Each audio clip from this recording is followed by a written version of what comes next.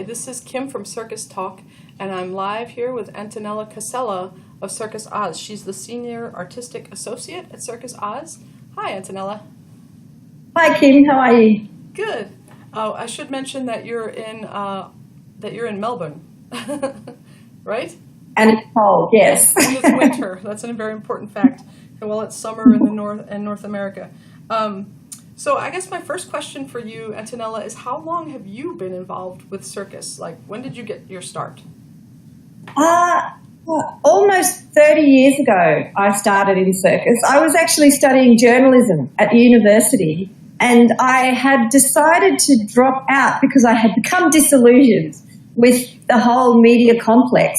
And there was a community circus being run in my local suburb where anyone could go along and join in and make a show. And I joined that, and I just had an absolute ball, and I realised that circus was a great tool for communication, because apart from journalism, the other thing I had been wanting to do was theatre and performance and making work. So I just became thoroughly inspired by the potential of circus as an art form to tell stories, and immediately a small group of us who were involved in that process started a small company called Rock'n'Roll Circus, which is now called Circa.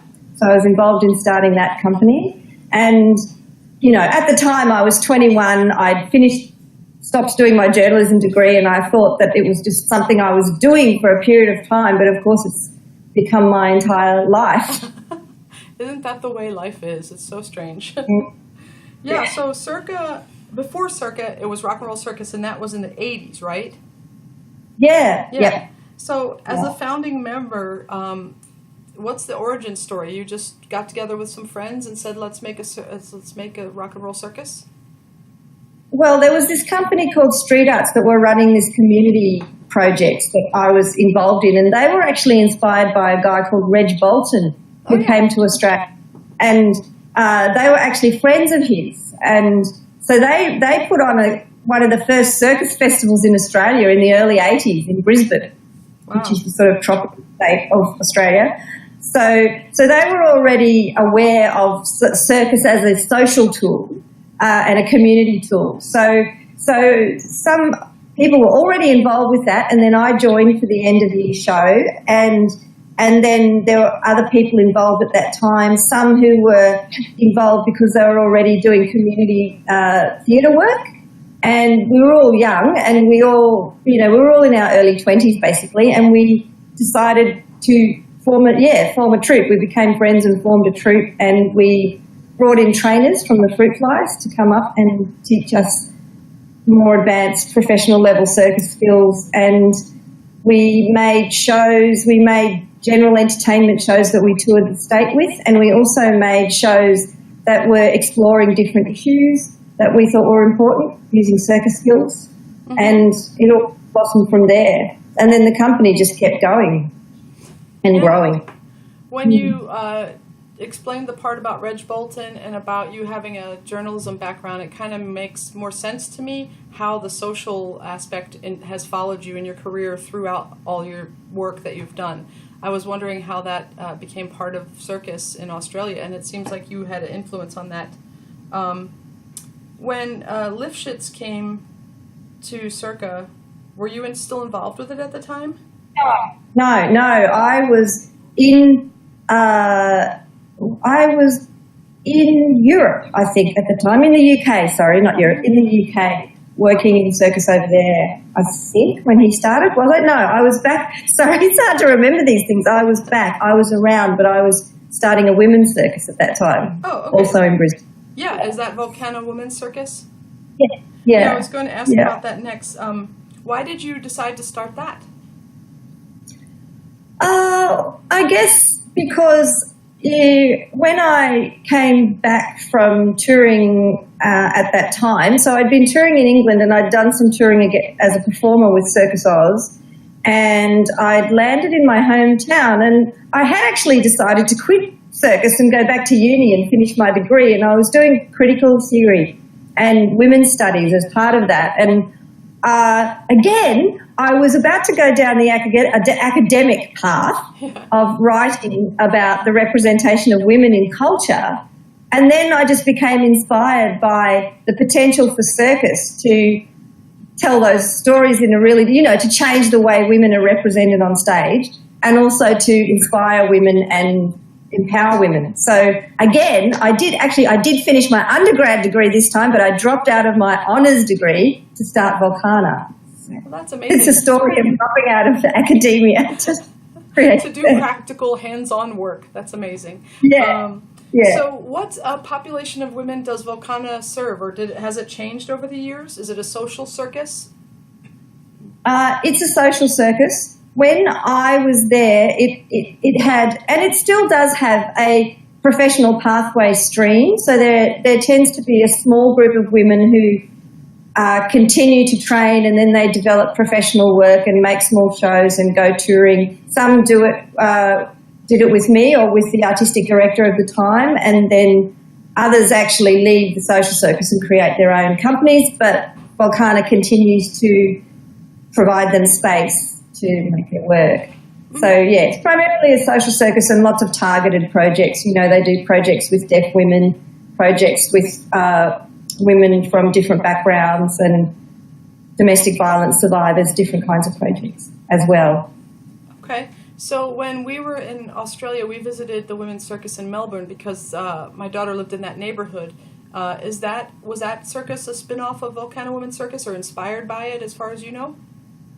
Other way around. In fact, the Melbourne one started first. So when I got inspired to start the one in Brisbane, and I should say that as well as doing feminist studies at uni, around the same time, a bunch of my women circus friends were already running a women's circus class. And so that was also part of it. And also I'd been to a conference, a community cultural development conference in Melbourne, where the woman who started the women's circus in Melbourne was talking. So she was talking about how her company worked, and that was also helped guide what I did, although she was from a social work background, whereas I was from a circus background. So Vulcana has always probably been much more circus-focused, I suppose, as a training place for future circus artists, has been more its focus, I think, as well as the social circus. I see. Well, as you were saying earlier, it seems like whatever you work in, social conscience is a big part of your core belief and your creativity. Do you think that circus is a good means to convey like social and political ideas? Yeah, I do. I think it's unique because despite being around for thousands of years. I was going to say hundreds of years in the West, but thousands of years if you count the Chinese tradition and so on. Circus has been around for so long, but it's still seen as it's not really accepted in the same way as theatre or music or dance. So as an art form, it kind of reads as new and unique for the audience. So it means it's a very open art form. There's not a lot of expectations on the audience's side. So basically you can do what you like with circus. You can include tech, you can include music, you can include physical theatre, you can include mime, you can use any form of communication, including the extraordinary range of circus skills. Anything you want to tell a story. But I think the other thing that's fantastic about circus is that no matter what story you're telling, you're inherently being inspiring, because the people involved are extraordinary, diverse humans celebrating being humans through their physicality. And I think that underlying story is always there as well. So even if you're exploring issues that might be disturbing in some way, there's still that layer that people are watching extraordinary humans. That's very true. And I think all of that together it makes a magical show. Yeah. Speaking of magical shows, I wonder what your role at Circus Oz is. What kind of things do you do on a daily basis there? Well, with the main show, I work with the artistic director, who's currently Rob Canyon. So we work together in deciding, in a way, we envision what the new shows are going to be. I mean, he obviously leads that creative process, but I'm kind of his sparring partner for deciding the sort of creative approach to future shows and thinking about how those shows are going to be made, basically, and how they're going to be put together and help putting together the creative team. But I don't, at the moment, I don't work directly on the shows. That's my main sort of role with the main show. And then the rest of the time, I'm a kind of an art form development person and a creative producer within the company. So I also work with Rob on lots of side projects that we cook up together. So, you know, for example, at the moment, Circus Oz is doing a collaboration with this amazing clown duo called Vulcana. They're hilarious. That means the red dots in German, but obviously it's die rotten punk. We're doing a collaboration with them and we're going to be telling their life story in this performance, which is going to be a musical and a circus and a clown show all combined. And it'll be premiered in December and hopefully touring next year. So that's a side project that I'm working on. And then I also work on making sure that our space is a sort of centre and a hub for circus in Australia. So I support lots of independent artists and small companies to use the space to make their work. And I try to connect with the companies making interesting work and invite them in to do their own creation projects in our space. That's a lot. That's the main things that I do. Yeah. That's a lot. Well, talking about Circus Oz, what's the current show, Model Citizens, about? Exactly what that title implies. It's about questioning what it means to be a model citizen and exploring that idea and ultimately celebrating everyone's idiosyncrasies.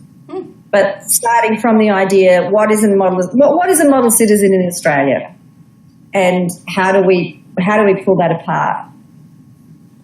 It's probably, and it's also a bit of a play on the phrase model citizens. So as well as exploring the notion of what a model citizen is, there's also a lot of models in the show, as in like huge pegs, huge oversized models of ordinary everyday objects that have been turned into circus apparatus. So there's a giant peg which has been refashioned or constructed by our amazing set and props designer Baxter to be a huge springboard / acrobatic apparatus. So you can dive off it and jump off it and climb off it.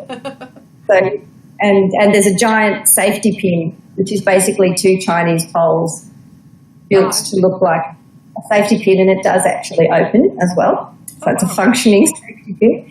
And there's a few other apparatus like that, the notion of models of ordinary objects. And the notions of a model kit too. You know those kits that you used to have? You can still get them where you might make an aeroplane and you pull all the pieces of the kit. There's a very strong visual element to the show, which is based on the idea of a model kit. So the backdrop is a huge model kit, and in a way everything that's happening in the show, you get the sense that it's being made from this kit. It's a very beautiful looking show because of that. It's got a great design element as well. I looked at the trailer. It seems wonderful. Do you think that this show kind of addresses some issues that are on Australians' minds about life today? Yeah, it definitely does.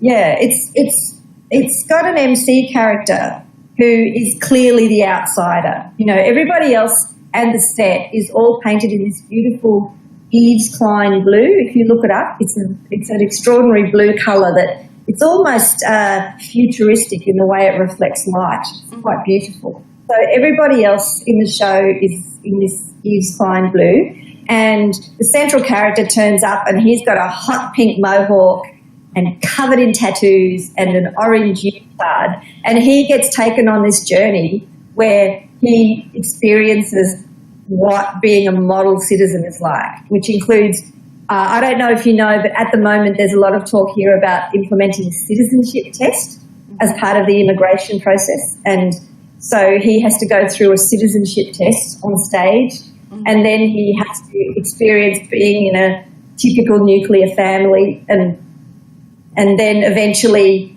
he and everyone kind of break away from that world and become themselves, I suppose, if you like. But when he goes through each of these journeys, I guess, each of these little moments of his journey, he's experiencing and talking about contemporary issues. And then being Circus Oz, there's also just some sort of quips about contemporary issues. Adani coal mine gets a mention. Other issues get a mention in a sort of stand-up comedy style. So, yes. That's cool. Well, that sounds great. Just another question I have for you, because I know you're a mom. How has being a mom changed your views on circus and what you want to see, or how you see your work? Or has it? Maybe it hasn't. It hasn't actually very much, but it has made me hyper-aware in another way about how women are represented on stage. Mm-hmm. You know, because having a small child, a small girl, every movie I watch, I find on some level I feel frustrated with the message.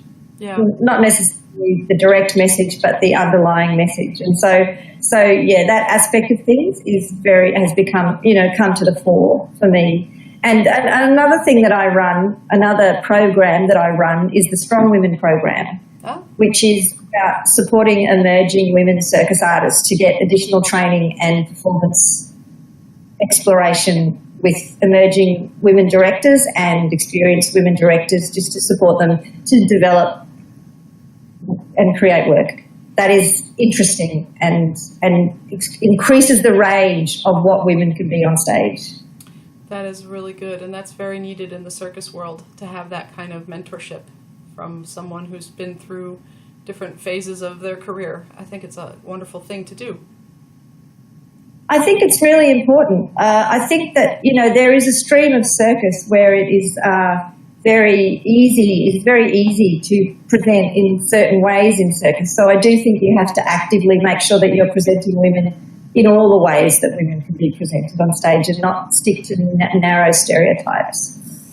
Yeah, and that brings us to our last question, which is, this might be a lot to put on you, but my thought, I can kind of see the answers from what you've talked about, is what can the rest of the world learn from Australian circus? Because it is quite different from, European and Northern American circus in some of the content. And I just think, is there anything that you wish you'd see more of from other type circuses from around the world? Wow, that's a good question. Well, I think that what is great about Australia is because we are geographically isolated and we are still a relatively small community. So in Australia, the circus community still has that sense of everybody knowing and supporting each other. And we do come together quite a lot at the National Circus Festivals in Mullumbimby and in Western Australia and at various other events. So we do have a commitment to getting together and interrogating the art form. And I think that continually reinforces the Australian tradition, which really was started by Circus Oz, it has to be said, who started out of a bunch of, stand-up comedians and people who were working in radical theatre and wanting to change the way Australia represented itself. I think being a post-colonial country is a significant part of it, because in the 70s, if you went to see live shows in Australia, they were written by, English people or American people and performed by Australians. So the start of Circus Oz was actually about discovering a voice for Australian culture. And that has really, I think, been maintained by the Australian circus sector as continuing to try to tell those sort of stories. And I think internationally I would love to see more of that happening. Yeah, that's wonderful. Thank you so much for talking to us today, Antonella. Have a great season and a happy rest of your winter. Thanks. I'll try and keep warm. Okay, thank you.